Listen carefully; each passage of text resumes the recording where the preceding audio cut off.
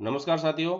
RPSC प्रथम श्रेणी व्याख्याता भर्ती परीक्षा में मेंसुरेशन क्षेत्र मिति के अंतर्गत घन और घनाभ के आयतन और पृष्ठ क्षेत्रफल का टॉपिक अपना चल रहा था, जिसमें इसकी थ्योरी के क्वेश्चन को अपन देख चुके हैं। अब अभ्यास के तौर पर कुछ महत्वपूर्ण क्वेश्चनों पर अपन चर्चा कर रहे हैं। इनसे रिलेटेड अभ्यास के प्रश्न जो है आपको टेलीग्राम पर चैनल बना रखा है, उस पर उपलब्ध हो जाएंगे। टेलीग्राम पर जो चैनल है वह है DCS मैथ्स फर्स्ट ग्रेड के नाम से बनाया हुआ है। इस चैनल पर जो है आपको केवल फर्स्ट ग्रेड का फर्स्ट पेपर में जो मैथमेटिक्स का मैटर है वही उपलब्ध होगा, और इनसे जुड़े हुए अभ्यास के प्रश्न भी आपको इस पर उपलब्ध हो जाएंगे। अब इस क्वेश्चन पर अपन डिस्कस करते हैं। एक बक्से की लंबाई, चौड़ाई और ऊंचाई क्रमशः 1 मीटर, 80 सेंटीमीटर तथा 50 सेंटीमीटर है। यदि बक्से की मोटाई 10 सेंटीमीटर हो तो आपको बक्से का आयतन बताना है। तो साथियों देखिए, सबसे पहले हम ये देखते हैं कि जो गिवन वैल्यूज है दिया गया है प्रश्न के अंदर, वह आपको क्या क्या है। लंबाई, चौड़ाई और ऊंचाई दी गई है। तो लंबाई, चौड़ाई, ऊंचाई देखिए 1 मीटर है और चौड़ाई आपकी 80 सेंटीमीटर है और ऊंचाई आपकी 50 सेंटीमीटर है।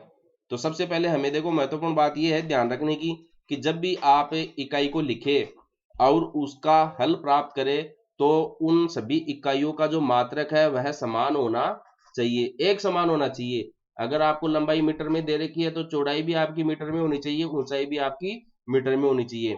अगर आपको लंबाई सेंटीमीटर में दी गई है तो चौड़ाई भी सेंटीमीटर में और ऊंचाई भी सेंटीमीटर में होनी चाहिए, यानी कि तीनों इकाइयों का मात्रक एक समान होना चाहिए। अन्यथा आपका आंकिक मान जो है हल करने पर वह बदल जाएगा और आपका उत्तर गलत हो जाएगा।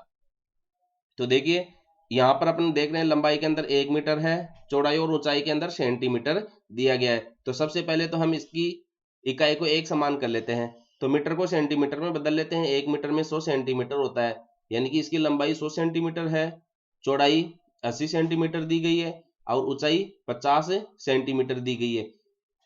प्रश्न आपके जो है गणित के वो बहुत आसान है, केवल हमें इन छोटी छोटी बातों को ध्यान में रखना है जिनके कारण अपन गलत कर जाते हैं।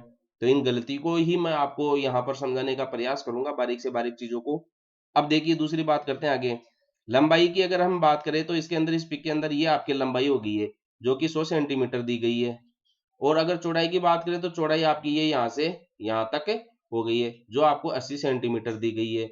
और अगर ऊंचाई की बात करें तो ऊंचाई आपकी ये दी गई है जो कि आपको 50 सेंटीमीटर दी गई है। तो लंबाई, चौड़ाई, ऊंचाई। तो देखिए, जब मैंने इनको लिखा है तो इनको मापने का जो तरीका है वो क्या है, इस बक्से के बाहर की तरफ से हमने इसको मापा है। अगर चौड़ाई की बात करें तो इस किनारे से हमने इसको, इस बाहरी किनारे को मापा है। चौड़ाई तो ये भी है इसके अंदर, देखिए ये अंदर वाला भाग जो है वो भी चौड़ाई का ही है, लेकिन अंदर वाला भाग इसका 80 सेंटीमीटर नहीं है, क्योंकि ये यहाँ वाला जो गैप है ये इतना, ये ये मोटाई के रूप में दिया गया है, इस लकड़ी की मोटाई है जो अंदर की चौड़ाई से भिन्न है। बाहर से, बाहर का किनारा अपन लेते हैं तो वह 80 सेंटीमीटर है, लेकिन इसके अंदर के हिस्से की चौड़ाई को अगर अपन देखते हैं यहाँ तक तो वो 80 सेंटीमीटर नहीं है। तो वो कितना होगा, देखिए एक पर्सन के अंदर मोटाई 10 सेंटीमीटर दी गई है, यानी कि एक तो ये यहाँ से लेकर यहाँ तक का भाग आपका 10 सेंटीमीटर इसकी मोटाई का, और दूसरा ये इधर से भी 10 सेंटीमीटर मोटाई इस लकड़ी की है। तो 10 सेंटीमीटर तो इधर से कम हो जाएगा, 10 सेंटीमीटर इधर से कम हो जाएगा, तो अंदर बच जाएगा केवल 60 सेंटीमीटर, यानी कि चौड़ाई इसकी 60 सेंटीमीटर है अंदर वाले भाग की। अंदर वाले भाग की चौड़ाई जो है 60 सेंटीमीटर है। इसी तरीके से देखिए, लंबाई भी क्या है, अलग होगी।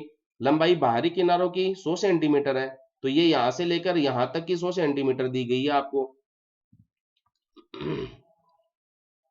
ये यहां से लेकर, एक मिनट,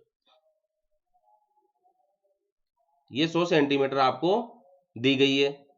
लेकिन हम देखते हैं, लेकिन अंदर की जो लंबाई है वह आपकी कम होगी, क्योंकि इधर से इस लकड़ी की मोटाई ये 10 सेंटीमीटर कम होगी और इधर से 10 सेंटीमीटर कम हो जाएगी। जो लंबाई है अंदर से दोनों तरफ से 10 10 कम हो जाएगी तो 80 सेंटीमीटर बच जाएगी। तो जो अंदर की लंबाई है, अंदर की लंबाई वह 100 में से 10 इधर वाली कम कर दो और 10 इधर वाली कम कर दो, तो 20 सेंटीमीटर कम हो गया, यानी कि 80 सेंटीमीटर कम हो जाता है। इसी तरीके से मोटाई में भी यही मामला रहता है। तो मोटाई नीचे जो फर्श वाली लकड़ी रहती है उसके 10 सेंटीमीटर करो। और ये तो मैंने खुला बक्सा दिखा रखा है, वास्तविकता में यहाँ पर बंद बक्स की बात कर रहे हैं। तो इसका ढक्कन लगेगा, उसकी मोटाई भी 10 सेंटीमीटर होगी, तो 20 सेंटीमीटर मोटाई में कम हो जाएगा। यानी कि अंदर की जो मोटाई है, अंदर की मोटाई या ऊंचाई जिसको अपन कहेंगे, अंदर की ऊंचाई, वह आपकी 50 सेंटीमीटर तो बाहर की है, तो 30 सेंटीमीटर हो गई। और इसी तरीके से इधर से ये 60 सेंटीमीटर आपकी चौड़ाई हो जाती है। जब चौड़ाई की बात करेंगे अंदर की, तो वह 60 सेंटीमीटर हो जाती है। तो ये तो मैंने इस पिक्चर के अंदर जो इसकी जो भी अवधारणा थी उसको समझाने का आपको प्रयास किया है। अब हमने इसके पहले वाली वीडियो में देखा था कि जब डी मोटाई का हमें बक्सा दिया जाता है, डी मोटाई का बक्सा जब दिया जाता है, तो उस बक्से का आयतन ज्ञात करने का सीधा सूत्र अपन ने देखा था। बक्से का आयतन ज्ञात करने का सूत्र हमने डायरेक्ट लिखा था। बक्से का आयतन का मतलब है इसके अंदर कितना सामान भरा जाएगा, या बक्से के अंदर कुल कितनी हवा भरी जाएगी। कमरे के सवाल के आधार पर देखें तो कमरे के अंदर कुल हवा कितने आयतन की होगी, उस हिसाब से बक्से के अंदर कुल आयतन कितना होगा, तो वो हम जितनी इसने लकड़ी ने कवर की है उसको कम करते हैं। तो हमने देखा अभी लंबाई में, चौड़ाई में और ऊंचाई में 2d कम हो जाता है। यानी कि बक्से के जो आयतन का सूत्र था वो L minus 2d, B minus 2d और H माइनस 2d घन इकाई। अब इकाई यहां पर हमने सेंटीमीटर ले रखा है, तो हम घन सेमी लिख सकते हैं। अब देखिए L में से जब हम 2d कम करते हैं, 2d का मतलब हो गया d और d 10 गुणा 2 20, यानी कि 80 सेंटीमीटर। तो ये तो हो गया आपका 80 सेंटीमीटर। चौड़ाई में से हमने कितना कम किया, 20, चौड़ाई 80 है, 80 में से 20 कम कर देंगे तो ये 60 सेंटीमीटर बच गया। ऊंचाई आपका 50 है, 50 में से 20 कम कर देंगे तो 30 सेंटीमीटर क्यूब बच गया। ये डायरेक्ट मैंने इसका मात्रक लिखा है यहाँ पर। अब यहाँ से 3 शून्य तो इसके गुणनफल के, और 8 6 48 को 3 से और मल्टीप्लाई कर दीजिए तो 144 सेंटीमीटर क्यूब, 144,000 सेंटीमीटर क्यूब या 1,44,000 सेंटीमीटर क्यूब आपका बक्से का आयतन प्राप्त हो गया है। अब अगर आप इसको मीटर में बदलना चाहो तो उसका तरीका अलग से रहेगा, लेकिन सेंटीमीटर क्यूब के अंदर आपका आंसर दिया गया जो कि ये सही है, ये आपका आंसर प्राप्त हो जाता है। तो इस प्रकार हमें कोई भी टॉपिक जो पढ़ना है उसको अच्छे से पढ़ना है, उसके अंदर जो भी परिभाषा, सूत्र, इकाई और उससे जुड़ी हुई महत्वपूर्ण बातें, परिभाषाएं, उनको ध्यान से समझना है। यदि हमें ये सारी चीजें अच्छे से समझ में आ जाएगी तो सवाल कितना ही घुमा फिरा के आ जाए, हम उसको आसानी से हल कर पाएंगे। कुछ अवधारणाएं हमारे पढ़ी हुई नहीं रहती है या हम उसको समझ नहीं पाते हैं, इस कारण सवाल जो हमसे गलत हो जाते हैं। कई बार सूत्र आपको याद रहता है, लेकिन आप जब उनके आंकड़ों को सवाल में रखते हैं और कैलकुलेशन करने में फिर आप गलती कर देते हैं। तो ऐसी गलती नहीं हो, इसके लिए आपको क्या करना है, आपको अधिक से अधिक सवालों को हल करना है। कम से कम हर टॉपिक पर आप 50 सवाल हल करें, 50 सवाल हल करें। जैसे घन और घनाभ के पृष्ठीय क्षेत्रफल की बात अपन ने की है, तो 50 सवाल आप उसके हल करें, और उसमें जो भी आप जोड़, बाकी गुणा, भाग करते हैं उनको बिना किसी कैलकुलेटर की सहायता से, केवल आपको जोड़ आता है तो जोड़ करो, घटाव आता है तो घटाव करो, गुणा आता है तो गुणा, जैसे मैंने अभी ये किया तो वैसे करो, भाग आता है तो भाग दो, उनको आप हाथ से करो।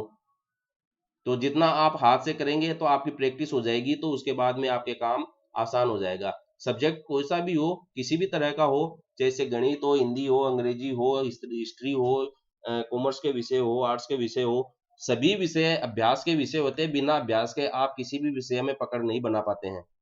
हालांकि गणित में आपको अधिक अभ्यास की आवश्यकता होती है, तो आप और अभ्यास करें, सवालों को खूब हल करें। इस पर आधारित अभ्यास के प्रश्न आपको ऊपर बताए गए टेलीग्राम के चैनल पर उपलब्ध हो जाएंगे।